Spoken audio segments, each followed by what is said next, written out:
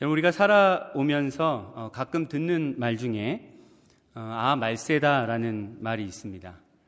이런 말세 한탄은 역사적으로 아주 오래되었다고 합니다. 문헌에 따르면 저 멀리 철학자 플라톤 시대, 그러니까 기원전 4세기에도 이런 말세 한탄이 있었다고 합니다. 말세라는 말을 사전에서 찾아보면 이렇게 정의되어 있습니다. 도덕과 질서가 타락하고 규범이 무너진 세태를 일컫는 말. 그래서 우리가 알고 있는 도덕과 사회 질서가 타락할 때, 또 오랫동안 지켜왔던 규범이 무너질 때 말세다, 이런 말을 가끔 쓰곤 합니다. 저도 어제 어느 신문 칼럼을 읽다가 정말 말세구나 라는 생각을 하게 됐습니다. 요즘 사회적으로 큰 이슈인 AI, 그러니까 인공지능에 대한 칼럼이었습니다. 칼럼의 제목이 로봇 스님, 로봇 목사라는 제목이었습니다. 목사인 저한테 아주 눈길을 끄는 그러한 제목이었죠. 여러분, 그 칼럼이 던지는 질문은 과연 인공지능 로봇도 깨달음을 얻을 수 있는가? 과연 로봇도 득도할 수 있는가라는 질문이었습니다. 굉장히 흥미로운 질문이죠. 한국의 어떤 소설에 나오는 득도한 로봇 스님에 대한 내용을 읽고 이 칼럼을 쓴 분이 던진 질문입니다. 여러분, 더욱더 충격적인 것은 실제로 독일에서는 이미 5개 국어로 목회를 하는 Bless You 2라는 이름의 인공지능 로봇이 등장했다고 합니다. 그런 내용을 소개하면서 그 칼럼은 이런 문장으로 끝을 맺었습니다. 이제 종교도 인공지능 로봇들의 블루오션이 됐다. 그렇게 끝을 맺었습니다. 여러분, 이제 몇 년 후에는 우리도 인공지능 로봇 목사님을 만나게 될지도 모릅니다.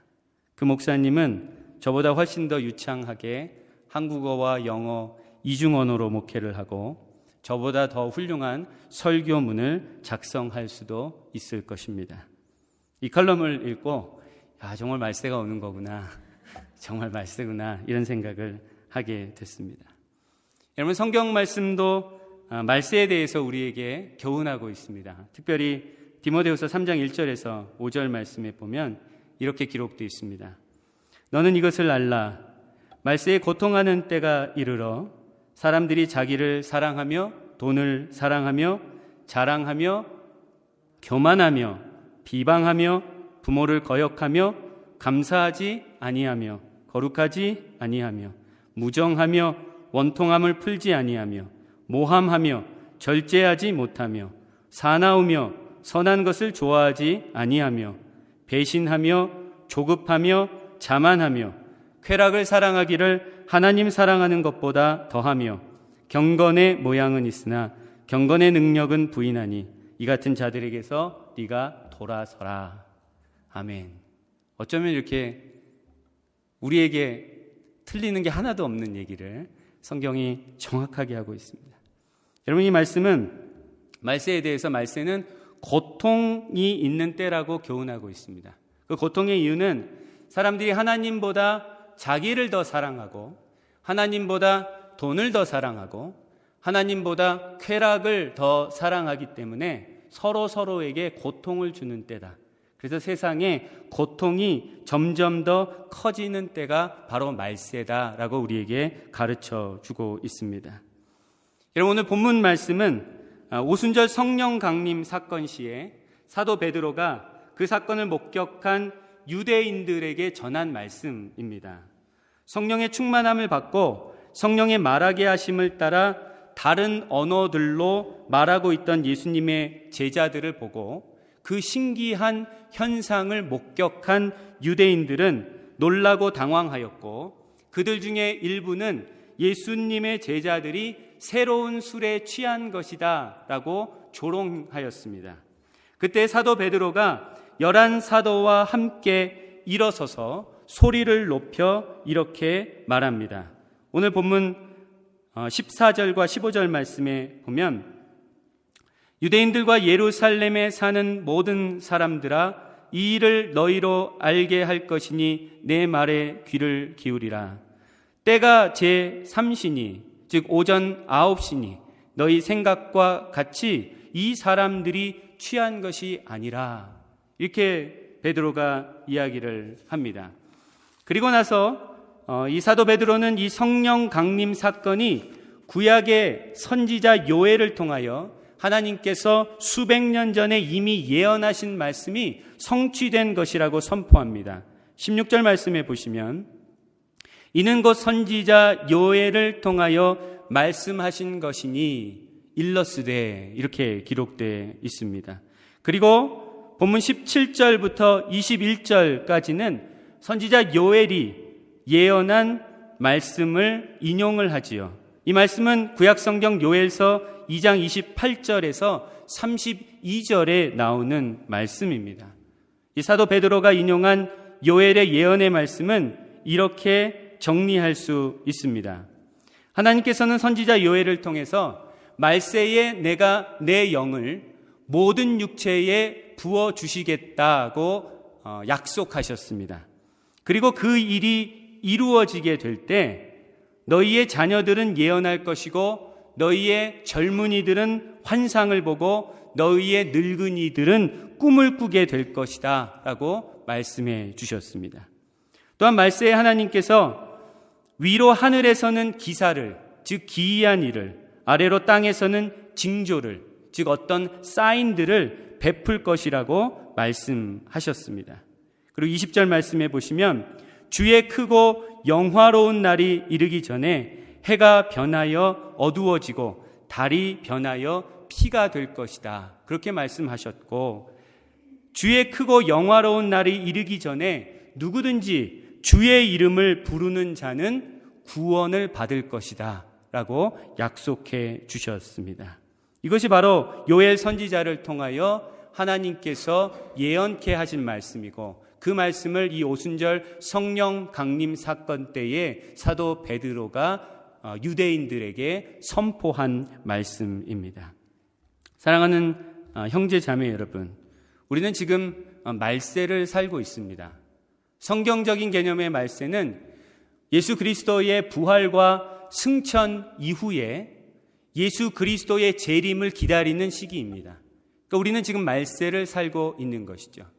예수님께서 하늘로 승천하신 이후 약 2000년 동안 우리는 말세를 보내고 있습니다.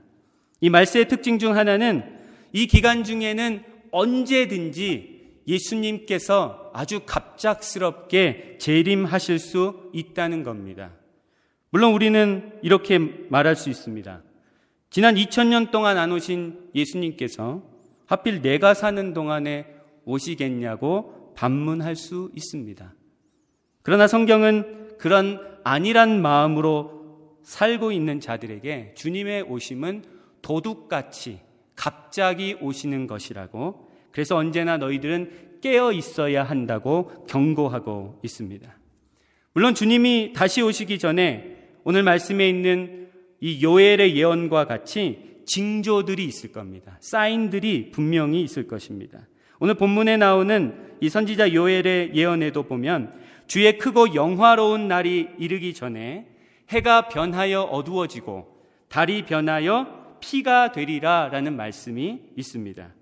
여기서 주의 크고 영화로운 날이 바로 예수님께서 재림하시는 날입니다. 예수님께서 재림하시기 전에 해가 변하여 어두워지고 달이 변하여 피가 되는 그러한 징조가 일어나게 될 것이다 라고 말씀해 주고 있습니다. 여러분, 여기에서 해가 변하여 어두워지고 달이 변하여 피가 된다라는 표현은 물론 문자 그대로 기이한 자연현상으로 이해할 수도 있지만 성경의 예언 언어에 익숙한 당시 유대인들에게 이 표현은 땅이 흔들릴 정도로 놀라운 사건을 지칭하는 아주 상징적이고 일반적인 표현이었습니다. 마찬가지로 19절 하반절에 인용된 피와 불과 연기라는 표현도 성경의 예언과 묵시 언어에서는 아주 놀랄 만한 크고 무서운 재앙을 상징하는 표현입니다. 또한 말세는 우리가 아까 서두에 디모데후서 3장 말씀을 통해 보았듯이 고통하는 때입니다. 사람들이 점점 더 하나님을 멀리하고 자기를 사랑하고 돈을 사랑하고 쾌락을 사랑하게 되는 때, 그래서 서로에게 고통을 줘서 세상에 고통이 점점 더 커지는 때가 바로 말세라는 겁니다. 그런데 오늘 본문 말씀에서 사도 베드로가 인용한 이 선지자 요엘의 예언을 보면 말세는 또한 하나님의 은혜의 때임을 우리는 발견하게 됩니다. 여러분, 오늘 본문 17절과 18절 말씀을 다시 한번 보시면 제가 읽어드립니다. 하나님이 말씀하시기를 말세에 내가 내 영을 모든 육체에 부어주리니 너희의 자녀들은 예언할 것이요 너희의 젊은이들은 환상을 보고 너희의 늙은이들은 꿈을 꾸리라. 그때 내가 내 영을 내 남종과 여종들에게 부어주리니 그들이 예언할 것이요. 아멘. 여러분, 하나님께서는 선지자 요엘을 통해서 말세에 내가 모든 육체에게 나의 영을 부어주시겠다고 약속하셨습니다. 그리고 그 예언이 언제 성취됐습니까? 예수님께서 승천하신 직후에, 즉 말세가 시작되는 그 시점에 오순절 날에 예수님을 따르는 120명의 제자들에게 하나님께서 성령을 부어주시면서 그 약속을 성취하셨습니다.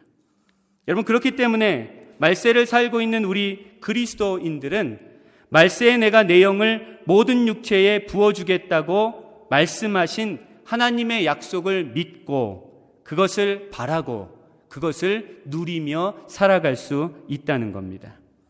여러분, 말세의 모든 육체에 부어주시겠다고 약속하신 성령이 우리에게 임하게 될 때 우리는 예언을 하게 됩니다. 그게 오늘 말씀을 통해 하나님께서 우리에게 가르쳐 주시는 겁니다.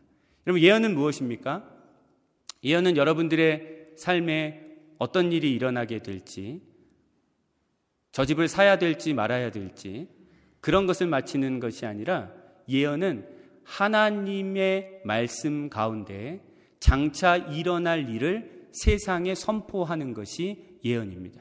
그러니까 하나님의 말씀을 이것이 반드시 일어나게 될 것이라고 선포하는 것, 그것이 바로 예언입니다. 예언은 누가 하던 것입니까? 예언은 오늘 본문에 나오는 요엘과 같이, 혹은 우리가 잘 아는 모세와 같이, 또 엘리야와 같이, 이사야와 같이 아주 특별한 하나님의 선택을 받았던 구약의 예언자들이, 선지자들이 하던 것입니다. 그런데 하나님께서는 말세에는 그 예언을 모든 육체가, 모든 그리스도인들이 하게 될 것이라고 우리에게 말씀해 주고 계십니다. 하나님께서 모든 육체에 성령을 부어주실 것이기 때문에 그 성령의 충만함을 받은 자들이 세상을 향하여서, 세상에 나아가 하나님의 말씀을 예언하게 된다라는 그러한 말씀이죠. 여러분, 17절에 나오는 환상과 꿈도 모두 예언과 관계가 있습니다. 17절 말씀에 보면 하반절에 너희의 자녀들은 예언할 것이요 너희의 젊은이들은 환상을 보고 너희의 늙은이들은 꿈을 꾸리라 라는 말씀이 있습니다. 여러분, 환상이 무엇입니까? 환상은 예언이 이루어질 것을, 장차 이루어질 그 예언을 미리 보는 것이 환상이죠. 꿈은 무엇입니까? 그 예언이 이루어지기를 간절히 소망하는 것이 바로 꿈입니다. 오늘 말씀을 통하여서 하나님께서는 성령이 우리들 가운데 임하게 될 때 우리 그리스도인들은 젊은 자나 늙은 자나 남자나 여자나 높은 자나 낮은 자나 상관없이 하나님의 말씀을 예언하고 하나님의 말씀에 환상을 보고 하나님의 말씀에 꿈을 꾸게 될 것이라고 말씀해 주고 계십니다. 그러므로 말세는 우리 그리스도인들에게 어떤 때입니까? 은혜의 때입니다. 여러분, 구약의 예언자들, 선지자들에게만 부어주셨던 특별한 하나님의 영을 이 시대에는 우리 모두에게, 모든 육체에게 부어주신다고 약속하셨습니다. 그래서 그리스도인들에게 이 말세는 너무나도 놀라운 은혜의 때입니다. 우리는 그 은혜의 때를 살고 있습니다. 별로 놀라지 않으시는 것 같은데 집에 가서 한번 곰곰이 생각해 보십시오. 이게 얼마나 놀랄 만한 일인가. 엘리야가 받았던 그 성령, 그래서 그가 예언하였던 그 성령을 내가 받을 수 있다는 겁니다. 모세가 받았던 그 성령, 그래서 예언하고 하나님의 말씀을 기록했던 그 성령을 내가 받을 수 있다는 겁니다. 그 성령을 우리 모두에게 부어주셔서, 모든 육체에 부어주셔서 우리가 예언하게 될 것이라고 하나님 우리에게 말씀해 주고 계십니다. 여러분, 이 시대는 점점 더 하나님을 거부하는 시대입니다. 하나님과 상관없이 인간의 과학과 인간의 문화와 인간의 존엄성으로 스스로 완전한 세상을, 훨씬 더 좋은 세상을 만들어갈 수 있다고 주장하고 있는 시대입니다. 사실 인간의 존엄성은 인간이 하나님의 형상으로 창조되었기 때문에 나온 것인데, 하나님을 거부하고 하나님을 부인하고 하나님과 상관없이 살면서 인간의 존엄성으로 완전한 세상을 만들어갈 수 있다는 이런 모순된 주장을 이 시대는 하고 있습니다. 이 시대가 점점 더 하나님을 거부하는 악한 시대이기 때문에 하나님의 예언은 더욱더 광범위하게, 그리고 더욱더 적극적으로, 더욱더 구체적으로, 더욱더 다양하게, 더욱더 개인적으로 세상 가운데 선포되어야 합니다. 많은 사람들이 이 시대의 거짓된 메시지에 속아서 하나님을 멀리하고 하나님을 떠나 하나님과 상관없이 살아가고 있습니다. 그들은 자신들이 멸망하고 있다는 것을 모르고 자신들이 아무런 구속을 하나님으로부터 받지 않고 자유롭게 즐기면서 잘 살아가고 있다고 착각하고 있습니다. 교회를 다니는 많은 사람들도 이 세상이 주는 거짓 메시지에 영향을 받아서 하나님을 사랑하기보다는 자기 자신을 더 사랑하고, 하나님을 사랑하기보다는 돈을 더 사랑하고, 하나님을 사랑하기보다는 쾌락을 더 사랑하며 살아가고 있습니다. 하나님은 그저 혹시 있을지도 모를 지옥에 가지 않기 위해서 들어둔 보험 정도로 전락해 버렸습니다. 하나님은 우리에게 너희는 네 마음을 다하고 뜻을 다하고 힘을 다하여 여호와 하나님을 사랑하라고 말씀해 주고 계시는데, 우리는 하나님을 그저 적당하게 사랑하려고 합니다. 그것은 사실 사랑이 아닙니다. 사랑한다고 착각하고 있는 것뿐입니다.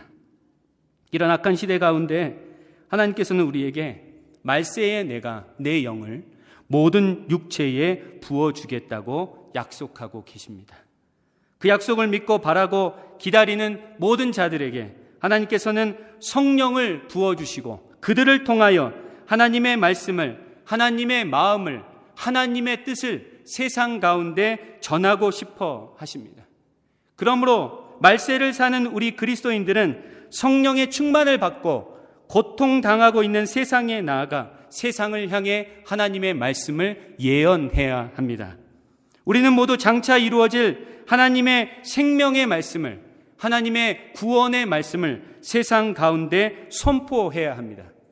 누구든지 주 예수 그리스도의 이름을 부르는 자는 구원을 받을 것이라는 이 생명의 말씀을, 이 구원의 말씀을 세상 가운데 반드시 알려야 합니다. 며칠 전에 어느 간증을 들을 기회가 있었습니다.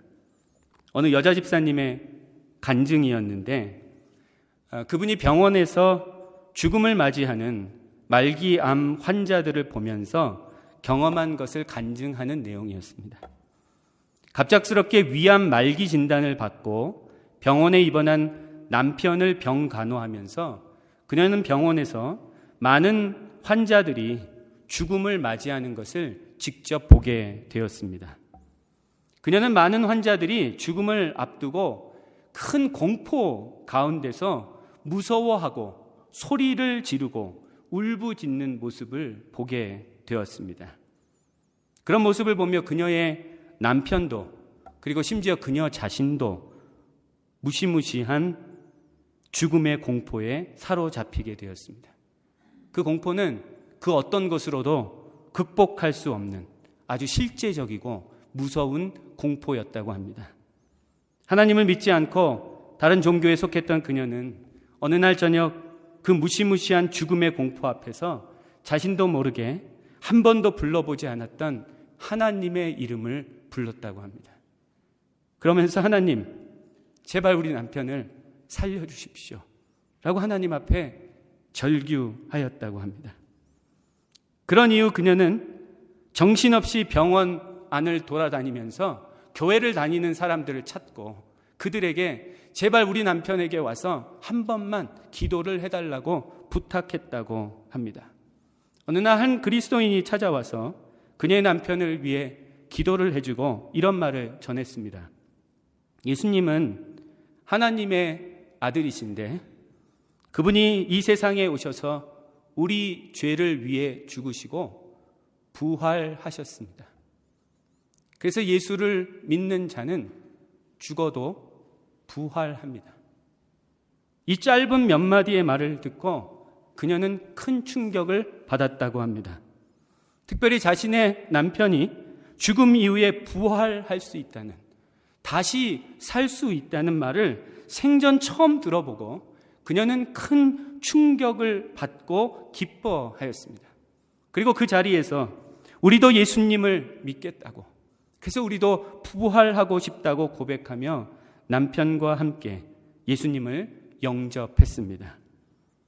얼마가 지난 후 남편의 임종을 지켜보는데 그동안 밤마다 죽음의 공포에 사로잡혀 있던 남편의 고통스러운 얼굴이 임종을 앞두고 어린아이와 같이 너무나 천진스럽게 환하게 웃고 있는 것을 보았다고 합니다.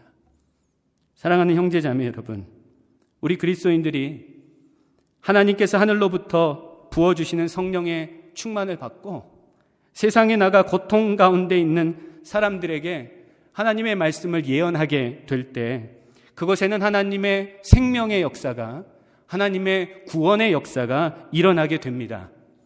물론 우리가 하나님의 말씀을 예언할 때 우리를 무시하고 우리를 거절하고 우리를 조롱하고 우리를 비난하는 자들을 만나게 되기도 합니다. 구약의 선지자들도 그러한 무시와 조롱과 비난과 핍박을 받았습니다. 그러나 그런 세상 사람들의 부정적인 반응이 우리 그리스도인들이 하나님의 말씀을 예언하는 것을 결코 멈추게 할 수는 없습니다. 하나님께서는 약속하신 대로 말세의 성령을 사모하는 모든 육체들에게 부어주실 것이고 그 말씀이 우리 가운데 이루어지게 될 때 우리는 성령을 따라 예언하고 환상을 보고 꿈을 꾸게 될 것이기 때문입니다. 여러분, 아까 서두에 언급한 인공지능 로봇 목사님도 예언을 하실 수 있을 겁니다. 성경과 성경 주석과 각종 기독교 서적을 끊임없이 열심히 학습해서 장차 일어날 하나님의 말씀을 아주 적절하게 잘 예언하실 겁니다. 그러나 그 인공지능 로봇들은 절대 성령으로 예언할 수는 없습니다. 성령은 하나님의 형상대로 창조된 육체들에만, 우리 인간들에게만 하나님이 부어주시는 특별한 선물이기 때문에 그렇습니다. 여러분, 우리 모두는 하늘로부터 부어주시는 성령을 받을 수 있는 육체를 입은 사람들입니다. 우리는 특별히 예수 그리스도에게 속한 예수 그리스도의 사람들입니다. 여러분, 오늘 하나님께서 우리에게 주신 이 말씀, 말세에 내가 내 영을 모든 육체에 부어주리니 라는 이 말씀을 우리의 마음속에 품기를 바랍니다. 그리고 하나님 앞에 간절히 기도하기를 원합니다. 하나님 약속하신 그 성령을 나에게도 부어주시옵소서. 하나님 약속하신 그 성령을 우리 교회에도 부어주시옵소서. 그래서 우리가 세상에 나아가 하나님의 말씀을 예언케 하시고 하나님의 말씀의 이상을, 환상을 보게 하시고 하나님의 말씀에 꿈을 꾸는 그러한 교회와 성도가 될 수 있도록 하나님 우리에게 은혜를 베풀어 주시옵소서. 이렇게 함께 기도하며 나아갈 수 있는 저와 여러분들이 되시기를 간절히 축복합니다.